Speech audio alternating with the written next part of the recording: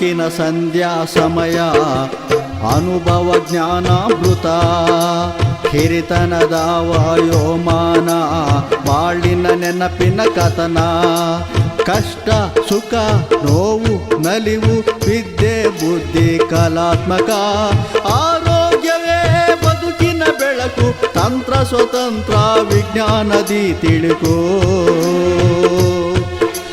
ಹಿರಿಯರಿಗಾಗಿ ಹಿರಿಯರಿಗೋಸ್ಕರ ಅನುಭವ ಕಾರ್ಯಕ್ರಮ ಅನುಭವ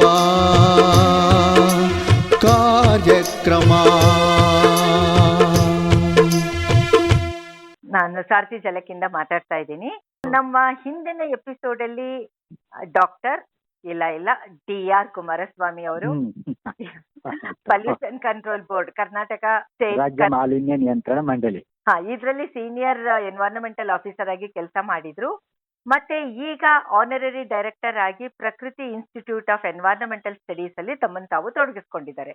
ಹಿಂದಿನ ಎಪಿಸೋಡ್ ಅಲ್ಲಿ ಇವರು ವಿಜ್ಞಾನ ಪ್ರಸಾರ ಕಾರ್ಯಕ್ರಮ ಅನುಭವದಲ್ಲಿ ಯಾವ ರೀತಿ ಸುಮಾರು ಒಂದು 3-4 ದಶಕಗಳ ಹಿಂದೆ ಒಂದು ಸೈನ್ಸ್ ವಿದ್ಯಾರ್ಥಿಯಾಗಿ ಸ್ಕೂಲ್ನಲ್ಲಿ ಯಾವ ತರ ಸೈನ್ಸ್ ನನಗೆ ಇಷ್ಟ ಆಯ್ತು, ಗೌರ್ಮೆಂಟ್ ಸ್ಕೂಲ್ ಶಿವಮೊಗ್ಗದಲ್ಲಿ ಓದಿದ್ರು ಕೂಡ ಅಲ್ಲಿದ್ದು ಲ್ಯಾಬೊರೇಟರಿ ಇನ್ಫ್ರಾಸ್ಟ್ರಕ್ಚರ್ ಟೀಚರ್ಸ್ ಇದೆಲ್ಲ ಮೋಟಿವೇಟ್ ಆಗಿರೋದ್ರಿಂದ ಸೈನ್ಸ್ ತಗೊಂಡು ಸಿವಿಲ್ ಇಂಜಿನಿಯರಿಂಗ್ ಆಗಿ ಮತ್ತೆ PCB pollution control board Karnataka ಇದಕ್ಕೆ ಜಾಯಿನ್ ಆಗಿ ವಿವಿಧ ಹಂತದಲ್ಲಿ ಒಂದು ಬಹುಶಃ 8-10 ವರ್ಷದಲ್ಲಿ ಎಲ್ಲಾ ತರಹ ಪರಿಸರಕ್ಕೆ ಸಂಬಂಧಪಟ್ಟ ಹಾಗೆ ನ್ಯಾಷನಲ್ ಟ್ರೈನಿಂಗ್ ಇಂಟರ್ನ್ಯಾಷನಲ್ ಎಕ್ಸ್ಪೋಜರ್ ಆಗಿ ಹೇಗೆ ಕೆಲಸ ಮಾಡಿದ್ವಿ ಅಂತ ತೋರಿಕೊಂಡಿದ್ರು. ಮತ್ತೆ ಅವ್ರ ಮಾತಲ್ಲಿ ಯಾವ ರೀತಿ ಅವ್ರಿಗೆ ಸರ್ MV ವಿಶ್ವೇಶ್ವರಯ್ಯ ಅವರು ಇನ್ಸ್ಪೈರ್ ಆಗಿದ್ರು, ಸ್ಫೂರ್ತಿ ಆಗಿದ್ರು. ಕ್ರಮೇಣ ಪರಿಸರ ಮತ್ತೆ ಹೆಲ್ತ್ ಆರೋಗ್ಯ ಒಂದಕ್ಕೊಂದು ಅಂಟ್ಕೊಂಡಿದೆ. ಖಂಡಿತ ಅದು ಬಹಳ ಬಹಳ ಮುಖ್ಯ ಅನ್ನೋದಕ್ಕೆ ಇವತ್ತು ನಮ್ಮ ಡೆಲ್ಲಿನಲ್ಲಿ ಆಗ್ತಿರೋಂತಹದ್ದೇ ಅಥವಾ ಎಂಟೈರ್ ಪ್ರಪಂಚದಲ್ಲಿ ಮೊನ್ನೆ ತಾನೇ ಗ್ಲಾಸ್ಗೋನಲ್ಲಿ ದೊಡ್ಡದಾಗಿ ಎಲ್ಲಾ ರಾಷ್ಟ್ರಗಳು ಮಾತಾಡಿದ್ದಾರೆ. ನಾವಿನ್ನೊಂದು 5 ವರ್ಷದಲ್ಲಿ 10 ವರ್ಷದಲ್ಲಿ ಕಂಟ್ರೋಲ್ ತಗೋತೀವಿ ಪರಿಸರನ ಪೊಲ್ಯೂಷನ್ ಅಂತ. ಇವತ್ತಿನ ದಿನ ನಮ್ಮ ಜೊತೆಗೆ ನಮ್ಮ ಪರಿಸರ ಅಂದ್ರೆ ನಾವು ದೊಡ್ಡದಾಗಿ ಮನೆಯಿಂದ ಹೊರಗಡೆ ಅಲ್ಲ, ಮನೆ ಒಳಗೂ ಕೂಡ ನಾವು ಪರಿಸರ ಸ್ವಚ್ಛವಾಗಿ ಇಟ್ಕೋಬೇಕಾಗುತ್ತೆ. Each and every individual responsibility ಅನ್ನೋದನ್ನ ಆರೋಗ್ಯದ ದೃಷ್ಟಿಯಿಂದ ಇವತ್ತು ಪರಿಸರನ ಇವರು ಕುಮಾರಸ್ವಾಮಿ ಅವರು ನಮ್ಮ ಜೊತೆಗೆ ಅವ್ರ ಅನುಭವನ ಹೇಳಿಕೊಡ್ತಾ ಇರ್ತಾರೆ. ಮತ್ತೆ ಟಿಪ್ಸ್ ಕೊಡ್ತಾ ಇದ್ದಾರೆ ನಮ್ಗೆ ಹೇಗೆ ಒಬ್ಬ ವ್ಯಕ್ತಿ ತನ್ನ ಜವಾಬ್ದಾರಿ ಪರಿಸರ ಪರಿಶೀಲನೆಯಲ್ಲಿ ಅದನ್ನ ಪ್ರೊಟೆಕ್ಟ್ ಮಾಡೋದ್ರಲ್ಲಿ ಮುಖ್ಯ ಪಾತ್ರ ವಹಿಸ್ತಾನೆ ಅಂತ ತಿಳಿಸ್ತಾ ಇದ್ದಾರೆ. ನಮಸ್ಕಾರ. ನಮಸ್ಕಾರ. ಪ್ರತಿಯೊಬ್ಬ ಮನುಷ್ಯನು ಅಂದ್ರೆ 130 ಕೋಟಿ ಅರ್ಧ ಗಂಟೆ ಕಸ ಹೊಡೆದ್ಬಿಟ್ರೆ ನಮ್ ದೇಶ ಸಿಂಗಾಪುರ್ಕ್ಕಿಂತ ದೊಡ್ಡ ಬಹಳ ಚೆನ್ನಾಗಿ ಆಗೋಗ್ಬಿಡುತ್ತೆ. ಹೌದು. ಇವಾಗ ನಮ್ಗೆ ಇವತ್ತು ಗ್ಲಾಸ್ಗೋ ನೆನ್ನೆ ಮೊನ್ನೆ ಆಗಿದೆ. ಬಟ್ ಸಾಮಾನ್ಯವಾಗಿ ಪರಿಸರ ಅನ್ಬೇಕಾದ್ರೆ ಪ್ರತಿಯೊಬ್ರು ತುಂಬಾ ದೊಡ್ಡದಾಗಿ ಮಾತಾಡ್ತಾರೆ. ಪಶ್ಚಿಮ ಘಟ್ಟಗಳನ್ನ ಉಳಿಸಿ ಮರಗಳನ್ನ ಬೆಳೆಸಿ ಇವು ಆದ್ರೆ ನನ್ನ ಮನೆ ನನ್ನ ರೂಮು ನನ್ನ ಬಾತ್ರೂಮ್ ನಾವ್ ಹೆಂಗ್ ಕ್ಲೀನ್ ಮಾಡಿಟ್ಕೋಬೇಕು? ಕರೆಕ್ಟ್. ಇದು ಆಕ್ಚುಲಿ ಸ್ವಚ್ಛತಾ ಕಾರ್ಯಕ್ರಮ ಏನಂದ್ರೆ ಇಟ್ ಈಸ್ ದೇರಿಂದ ಆಕ್ಚುಲಿ ಭಗವದ್ಗೀತೆ. ಅಮಾನಿತ್ವಂ ಅಡನ್ನಿತ್ವಂ ಅಹಿಂಸಾ ಶಾಂತಿ ಆರ್ಜವಂ ಆಚಾರ್ಯೋಪತನಂ ಶೌಚಂ. ಶೌಚಂ ಅಂದ್ರೆ ಏನ್ actually? It is inner cleanliness and outer cleanliness. ಅದನ್ನ ಭಗವಂತ ಅವಾಗ್ಲೇ ಹೇಳ್ಬಿಟ್ಟಿದ್ದಾನೆ, ಶೌಚಂ ಬೇಕೇ ಬೇಕು ಅಂತ.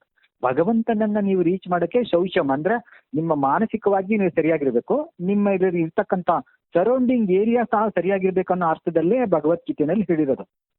ಸೊ ಅದನ್ನ ನಾವು ಬೇರೆ ದೇಶಗಳಿಗೆ ಹೇಳ್ಕೊಡ್ಬೇಕು. ಆಕ್ಚುಲಿ ಶೌಚಂ ಅಂದ್ರೆ ಆಕ್ಚುಲಿ ಇಂಡಿಯಾ ನೋಡ್ಕೊಂಡ್ ಬಂದ್ರಿ ಅಂತ ಆತರ ಇಟ್ಕೊಬೇಕಾಗಿತ್ತು ನಾವು. ಸೊ ಅನ್ಫಾರ್ಚುನೇಟ್ಲಿ ನಾವು ಅದನ್ನ ಆತರ ಇಟ್ಕೊಂಡಿಲ್ಲ.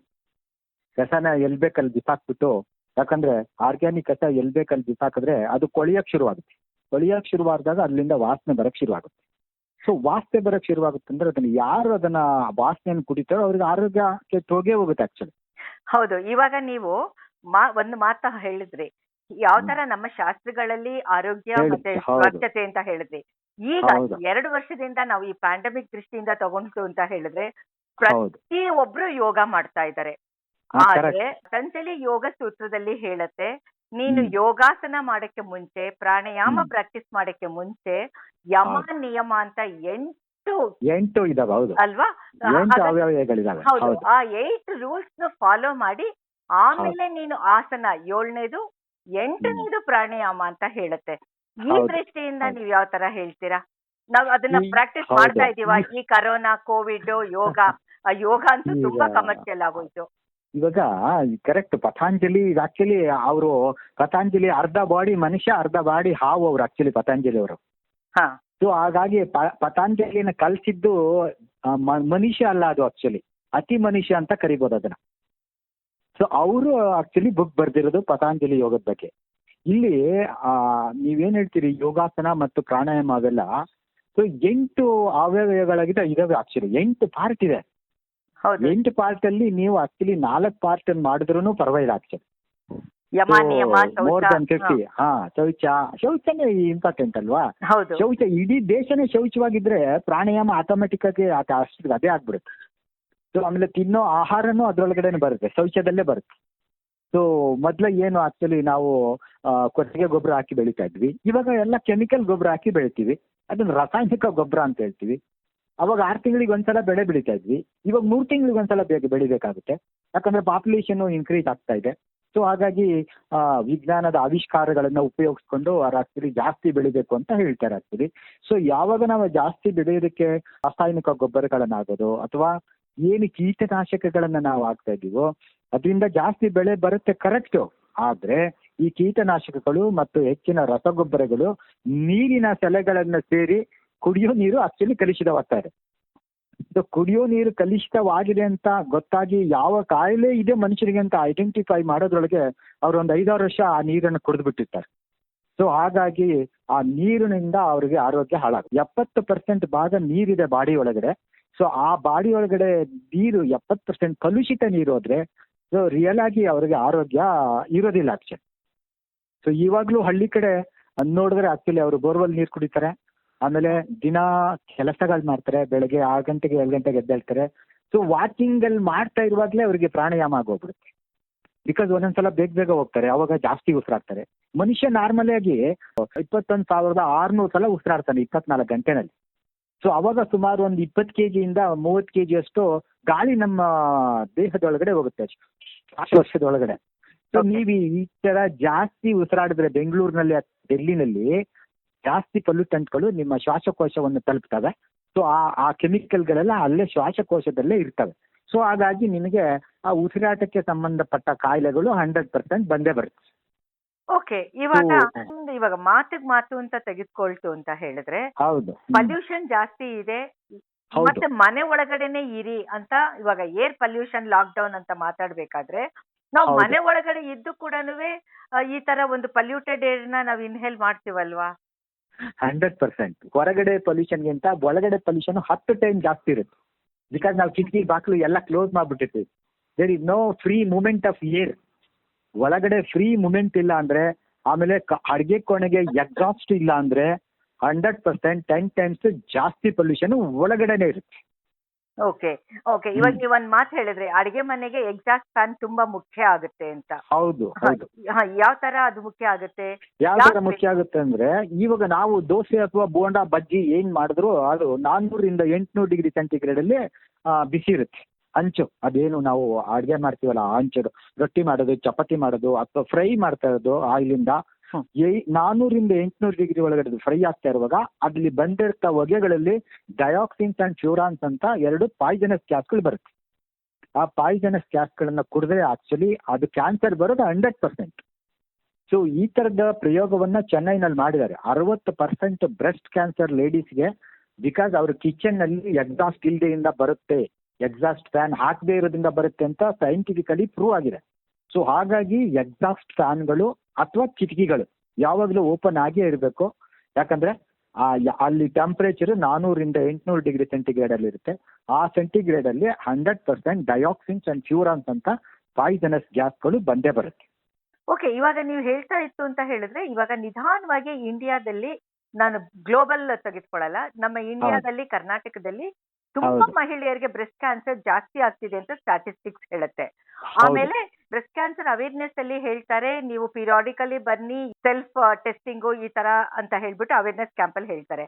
ಆದ್ರೆ ಇವತ್ತಿನವರೆಗೂ ಕೂಡ ನನಗೆ ತಿಳಿದ ಮಟ್ಟಿಗೆ ಅಂಡರ್ಲೈನ್ ಮಾಡ್ತಾ ಇದ್ದೀನಿ, ಕಿಚನ್ ನಲ್ಲಿ ಒಂದು ಎಕ್ಸಾಸ್ಟ್ ಫ್ಯಾನ್ ಕೂಡ ಒನ್ ಆಫ್ ದ ಫ್ಯಾಕ್ಟರ್ಸ್ ಆಗುತ್ತೆ ಅಂತ ಯಾವ ಒಂದು ಅವೇರ್ನೆಸ್ ಕ್ಯಾಂಪ್ ಅಲ್ಲಿ ಕೂಡ ಹೇಳಿಲ್ಲ. ಯಾಕೆ?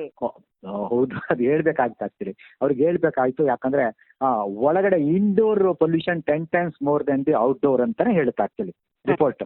ಸೊ ಹಾಗಾಗಿ ಅದನ್ನ ಹೇಳ್ಬೇಕಾಗ್ತದೆ. ಎಕ್ಸಾಸ್ಟ್ ಇಲ್ದಲೆ ಯಾವ್ದೇ ಹೆಣ್ಮಕ್ಳು ಅಡ್ಗೆ ಮಾಡಬಾರ್ದು. ನೀವು ಹಳ್ಳಿ ಕಡೆ ನೋಡಿ ಆಗ್ತೀರಿ, ಮೇನ್ ರೂಮ್ ಇಂದ ಹೊರಗಡೆನೆ ಬೇರೆ ಇರುತ್ತೆ ಕಿಚನ್. ಆ ಕಿಚನಿಗೆ ಬಾಕ್ಲು ಇರಲ್ಲ, ಮೇಲ್ಗಡೆ ಕಿಟಕಿಗಳೆಲ್ಲ ಓಪನ್ ಇರ್ತಾವೆ. ಸೊ ಅಲ್ಲಿ ಅಡ್ಗೆ ಮಾಡ್ತಾರೆ ಅವರು. ಯಾಕಂದ್ರೆ ಅಕಸ್ಮಾತ್ ಎಫೆಕ್ಟ್ ಆದ್ರೆ ಆ ಹೊಗೆ ಒಳಗಡೆ ಮನೆ ಒಳಗಡೆ ಬರಬಾರ್ದು ಅಂತ. ಸೊ ಓಪನ್ ಆಗಿ ಮಾಡ್ತಾ ಇರ್ತಾರೆ ಅವರು. ಸೊ ಆ ತರ ಸಿಸ್ಟಮ್ ಅನ್ನು ಮಾಡಿದ್ರು. ಬಟ್ ಸಿಟಿಗಳಲ್ಲಿ ಇವಾಗ ಆಕ್ಚುಲಿ ಮಲ್ಟಿ ಸ್ಟೋರಿ ಬಿಲ್ಡಿಂಗ್ ಅಲ್ಲಿ ನೀವು ವಿತೌಟ್ ಎಕ್ಸಾಸ್ಟ್ ಯಾವ ಮನೆನೂ ಇಲ್ಲ ಆಕ್ಚುಲಿ. ಯಾಕಂದ್ರೆ ನೀವು ಅಕಸ್ಮಾತ್ ಎಕ್ಸಾಸ್ಟ್ ಇಲ್ಲದೆ ಕೆಳಗಡೆ ಮನೆಯವರು ಏನಾದ್ರು ಅಡಿಗೆ ಮಾಡಿದ್ರೆ ಅದು ಫುಲ್ ಮೇಲ್ಗಡೆ ಮನೆಯವರಿಗೆ ಹೋಗೋದು. Because it is hot gas ಮೇಲೆ ಹೋಗುತ್ತೆ. ಡೈಲ್ಯೂಷನ್ ಅಲ್ಲಿ ಮೇಲ್ಗಡೆ ಇರೋರು ಅದನ್ನು ಕುಡಿತಾರೆ. ಸೊ ಹಾಗಾಗಿ ಎಕ್ಸಾಸ್ಟ್ ಫ್ಯಾನು ವಿತ್ ಫೋರ್ಸ್ಡ್ ಜೋರಾಗಿ ಅದು ತಳ್ಳಬೇಕು ದೂರಕ್ಕೆ. ಸೊ ಆ ತರದ ಇಟ್ಕೊಂಡೇ ಮಾಡ್ಬೇಕಾಗುತ್ತೆ ಅವ್ರು. ಓಕೆ, ಇವಾಗ ಎಂತ ಟ್ರಾಜಿಡಿ ಅಂತಂದ್ರೆ ಇವಾಗ ಹಳ್ಳಿಗಳು ಕಡಿಮೆ ಆಗ್ತಾ ಇದೆ. ಹೌದು. ಇಂಡಿಯಾನಲ್ಲಿ ಅರ್ಬನೈಸೇಷನ್ ಜಾಸ್ತಿ ಆದಂಗೆ ಜಾಸ್ತಿ ಹಳ್ಳಿಗಳು ಆಗ್ತಾ ಇದೆ. ಕಡಿಮೆ ಆಗ್ತಾ ಇದೆ. ಕಡಿಮೆ ಆಗ್ತಾ ಇದೆ. ಮತ್ತೆ ಇವಾಗ ಮುಂಚೆ ಹೇಳ್ತಾ ಇದ್ರು ಅಡಿಗೆ ಮಾಡ್ಬೇಕಾದ್ರೆ ಇದ್ದಲು ಸೌದೆ ಹಾಕೊಳ್ಳೋದ್ರಿಂದ ಮತ್ತೆ ಅವ್ರಿಗೆ ಹಾರ್ಟ್ ಪ್ರಾಬ್ಲಮ್, ಲಂಗ್ಸ್ ಪ್ರಾಬ್ಲಮ್ ಆಗುತ್ತೆ ಅಂತ. ಇವಾಗ ನೀವು ಹೇಳ್ತಾ ಇದ್ದೀರಾ ಎಕ್ಸಾಸ್ಟ್ ಫ್ಯಾನ್ ಗಳು ಹಾಕೊಂಡಿಲ್ಲ, ಮತ್ತೆ ಈ ತರ ಸೋಕಾಲ್ಡ್ ಮೆಟ್ರೋಸ್ ಅಲ್ಲಿ ಲೈಫ್ ಸ್ಟೈಲ್ ಚೇಂಜ್ ಆಗಿದೆ, ಅಲ್ಲಿ ಹೌದು. ಕೂಡ ಹಿಂಗಾಗೋದ್ರಿಂದ ಬ್ರೆಸ್ಟ್ ಕ್ಯಾನ್ಸರ್ ಜಾಸ್ತಿ ಆಗುತ್ತೆ ಅಂತ. ಹೌದು ಹೌದು ಹೌದು. ಮತ್ತೆ ಇವಾಗ ನಿಮ್ ತರದವರು ಯಾತಕ್ಕೆ ಕರೆಕ್ಟ್ ಅವೇರ್ನೆಸ್ ಕೊಡ್ತಾ ಇಲ್ಲ, ಇನ್ಫಾರ್ಮೇಶನ್ ಕೊಡ್ತಾ ಇಲ್ಲ? ಕರೆಕ್ಟ್. ಇದು ಇನ್ಫಾರ್ಮೇಶನ್ ಆರೋಗ್ಯ ಇಲಾಖೆಯವರು ಕೊಡಬೇಕು. ಇವಾಗ even the exhaust gases of the vehicle ಅದು ಅಷ್ಟೇ 400 ಡಿಗ್ರಿ ಸೆಂಟಿಗ್ರೇಡ್ ಅಲ್ಲಿ ಇರುತ್ತೆ. ನೀವು ಇಲ್ಲಿ ಮನೆ ಒಳಗಡೆ ಎಕ್ಸಾಸ್ಟ್ ಫ್ಯಾನ್ ಹಾಕೊಂಡು ಹೊರಗಡೆ ಬರ್ತಕ್ಕಂಥ ವೆಹಿಕಲ್ ಗ್ಯಾಸ್ ನಲ್ಲಿ ಅವು ಇರ್ತಾವಲ್ಲ, ನೈಟ್ರಸ್ ಆಕ್ಸೈಡ್ ಇರುತ್ತೆ, ಸಲ್ಫರ್ ಡೈಆಕ್ಸೈಡ್ ಇರುತ್ತೆ, ಹೈಡ್ರೋಕಾರ್ಬನ್ಸ್ ಇರುತ್ತೆ, ಅನ್ಬರ್ನ್ಡ್ ಹೈಡ್ರೋಕಾರ್ಬನ್ಸ್ ಇರುತ್ತೆ. ಇವೆಲ್ಲವೂ ನೀವು 2 wheeler ಅಲ್ಲಿ ಹೋಗ್ತಾ ಇದ್ರೆ ಹಿಂದ್ಗಡೆಯಿಂದ ಬಸ್ಸು ಅಥವಾ ಲಾರಿ ಹಿಂದ್ಗಡೆ ಹೋಗ್ತಾ ಇದ್ರೆ ಹೌದು. ಅದು ನಿಮ್ಗೆ ಡೈರೆಕ್ಟ್ ನೀವು ರೆಸ್ಪಿರೇಟರಿ ಲೆವೆಲ್ಗೆ ಬರುತ್ತೆ. ಆಕ್ಚುಲಿ ನೀವು ಉಸಿರಾಡೋ ಲೆವೆಲ್ಗೆ ಬರುತ್ತೆ.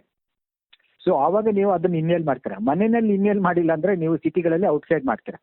ಸೊ ವಿಲೇಜ್ಗಳು ಏನು ಕಡಿಮೆ ಆಗಿಲ್ಲ ಆಕ್ಚುಲಿ. ವಿಲೇಜ್ಗಳಲ್ಲಿ ಕೆಲಸವನ್ನ ನಾವು ಒದಗಿಸ್ತಾ ಇರೋದ್ರಿಂದ ಅವರೆಲ್ಲ ಸಿಟಿಗಳಿಗೆ ಮೈಗ್ರೇಟ್ ಆಗ್ತಾರೆ. ಸಮ್ಟೈಮ್ಸ್ ಪೇರೆಂಟ್ಸ್ ಬರ್ತಾರೆ, ಸಮ್ಟೈಮ್ಸ್ ಬರಲ್ಲ. ಬಟ್ ಆಮೇಲೆ ಸಿಟಿಗಳು ದೊಡ್ಡದಾಗ್ತಾ ವಿಲೇಜ್ಗಳೆಲ್ಲ ಸಿಟಿ ಒಳಗಡೆನೆ ಬರ್ತಾವೆ. ಪೀಣ್ಯ ವಿಲೇಜ್ ಅಂತ ಇತ್ತು, ಇವಾಗ ಪೀಣ್ಯ ವಿಲೇಜ್ ಇಲ್ಲೇ ಇಲ್ಲ actually. Inside the Bengaluru, inside the Bengaluru ಹಂಗೆ ಸುತ್ತಮುತ್ತ ಎಲ್ಲ ವಿಲೇಜ್ಗಳು ಸಿಟಿ ಒಳಗಡೆನೆ ಇದಾವೆ ಇವಾಗ. Because it is expanded. Industrialisation ಅವರೆಲ್ಲ ಸಿಟಿಗೆ ಇಂಪಾರ್ಟೆನ್ಸ್ ಕೊಡ್ತಾರೆ. ಸೊ ಆ ತರ ಕೊಡಬಾರ್ದು ಆಕ್ಚುಲಿ. ಬೇರೆ ದೇಶಗಳಲ್ಲಿ ಇಂಡಸ್ಟ್ರಿಗಳನ್ನ ಬೇರೆ ಬೇರೆ ಕಡೆ ದೂರ ಕೊಟ್ಟು ಇನ್ಫ್ರಾಸ್ಟ್ರಕ್ಚರ್ ಕೊಟ್ಟಿದ್ದಾರೆ. ನಮ್ದು ಇವಾಗ ಇನ್ಫ್ರಾಸ್ಟ್ರಕ್ಚರ್ ಇಂಪ್ರೂವ್ ಆಗಿದೆ. ರೋಡ್ ಇನ್ಫ್ರಾಸ್ಟ್ರಕ್ಚರ್, ರೈಲ್ವೆ ಇನ್ಫ್ರಾಸ್ಟ್ರಕ್ಚರ್ ಇವಾಗ ಇಂಪ್ರೂವ್ ಆಗಿದೆ. ಇವಾಗ ಬೆಂಗಳೂರು ಟು ಹುಬ್ಳಿ ಮೊದಲೇ ಸಿಂಗಲ್ ವೇ ಇತ್ತು, ಹೋಗೋದು ತುಂಬಾ ಕಷ್ಟ ಆಗ್ತಿತ್ತು. ಇವಾಗ 4 lanes ಇದೆ.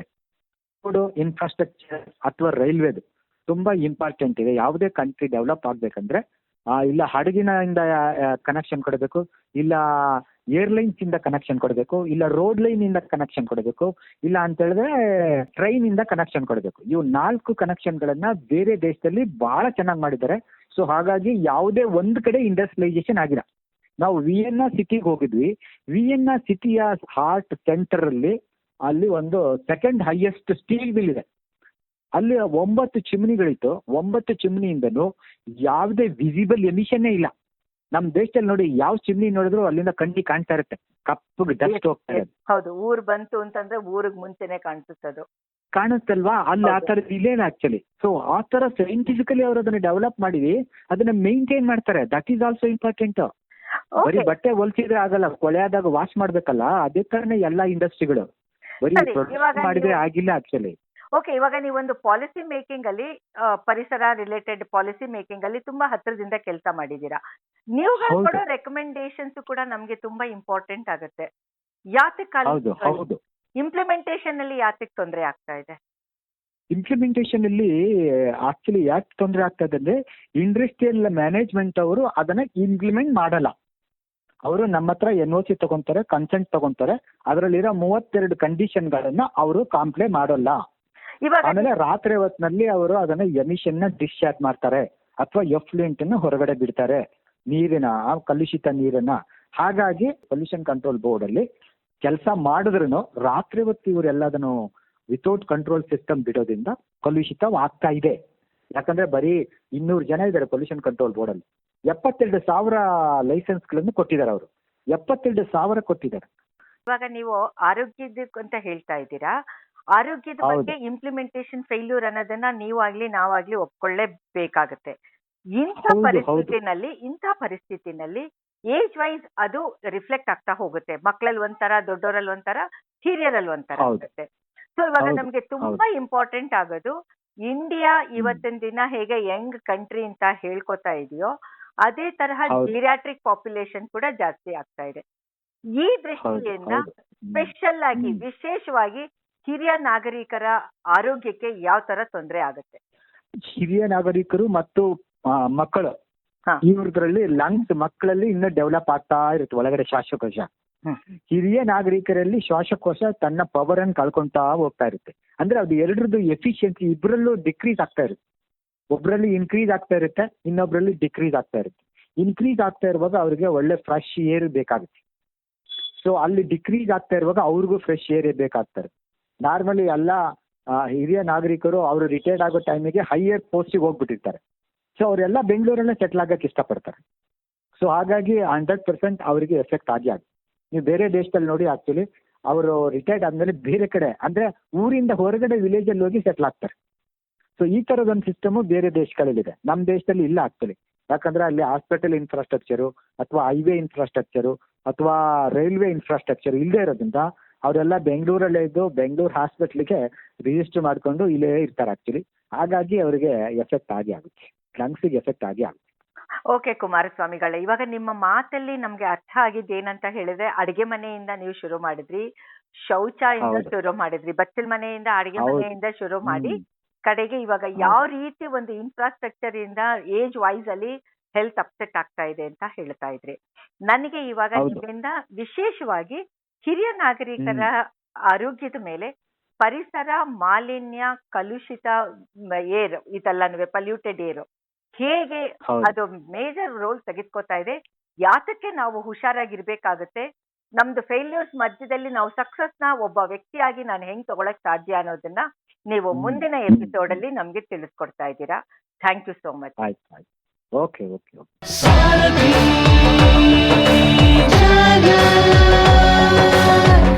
ನೀವು ಕೇಳ್ತಾ ಇದ್ದೀರಾ ಸಾರಥಿ ಝಲಕ್ 90.4 FM. ಕೇಳ್ರಪ್ಪೋ ಕೇಳ್ರಿ.